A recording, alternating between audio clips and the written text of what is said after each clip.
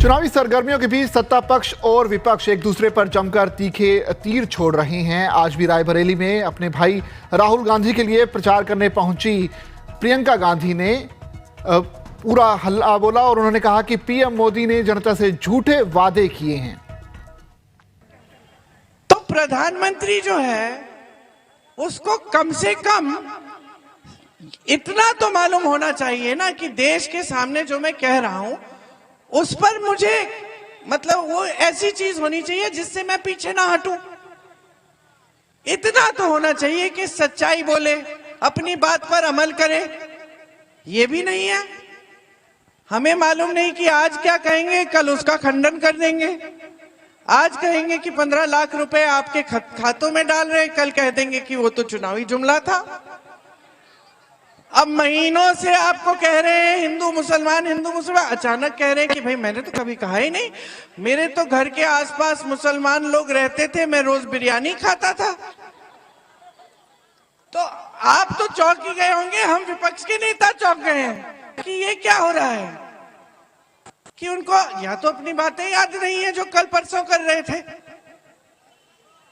तो ये परिस्थितियां बन रही हैं देश में कि देश का जो सबसे बड़ा पद है उस पर जो आसीन है प्रधानमंत्री अपनी बात यूं यूं बदल रहे हैं गिरगिट की तरह, जैसे गिरगिट रंग बदलती है, कि आपको खुद ही समझ में नहीं आ रहा है कि हम क्या जाने क्या नहीं जाने, किस पर विश्वास करें किस पर विश्वास नहीं करें। तो देखिए, देश के लिए हम लोग हंस सकते हैं, हम हंस रहे हैं, आप हंस रहे हैं कि प्रधानमंत्री कह रहे हैं भैंस चुराएंगे, कल को कह देंगे कि हमने ये भी नहीं कहा। हम हंस रहे हैं, लेकिन ये एक बहुत गंभीर बात है भाई और बहनों। प्रधानमंत्री के हाथ में देश की पूरी बागडोर है, प्रधानमंत्री के हाथों में देश की सुरक्षा है, प्रधानमंत्री के हाथों में आपका भविष्य है। इंदिरा जी प्रधानमंत्री थी, जो कहती थी वो करती थी।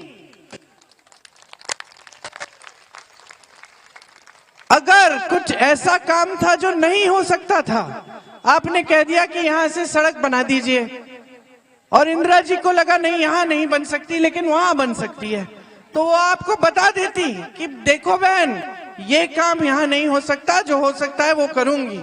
सच तो बोलती थी, इतना तो भरोसा था। जनता कह सकती थी कि मुझे इतना तो भरोसा है कि जो हमारे प्रधानमंत्री हैं हमें सच बोलेंगे। आज तो इतना भी भरोसा नहीं है। आपको कैसे कैसे वादे कर दिए, एक वादा पूरा नहीं किया।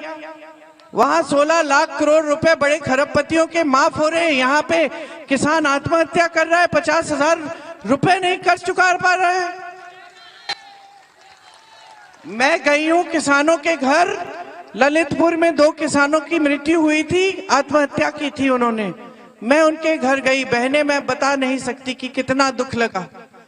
छोटी छोटी बेटियां थी, एक की शादी हो गई थी, बहुत जवान थी, शादी हो गई थी, दूसरी अभी शादीशुदा नहीं थी, घर पे थी। ऐसे फूट फूट के रो रही थी कि मालूम नहीं अब आगे हम क्या करेंगे।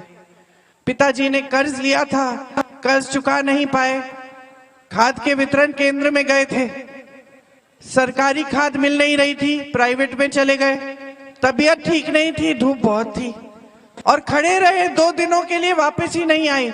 उनकी बेटी ने मुझे बताया कि मैं गई, पिताजी से कहा पिताजी घर आ जाओ, पानी पी लो, खाना खा लो, कुछ नहीं, पानी लेके गई वहां पिताजी के लिए। वो छोड़ना नहीं चाह रहे थे कतार, क्योंकि वो सोच रहे थे कि कहीं मैं घर चले गया और उस समय वितरण हो गया खाद का, मुझे खाद नहीं मिलेगी और फिर मैं और भी संकट में पड़ जाऊंगा। वहीं पे उसी कतार में गिरकर मर गए।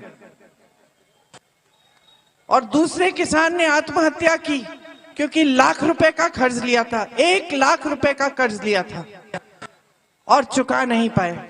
वहां 16 लाख करोड़ रुपए के कर्ज आप माफ कर रहे हैं बड़े खरबपतियों के।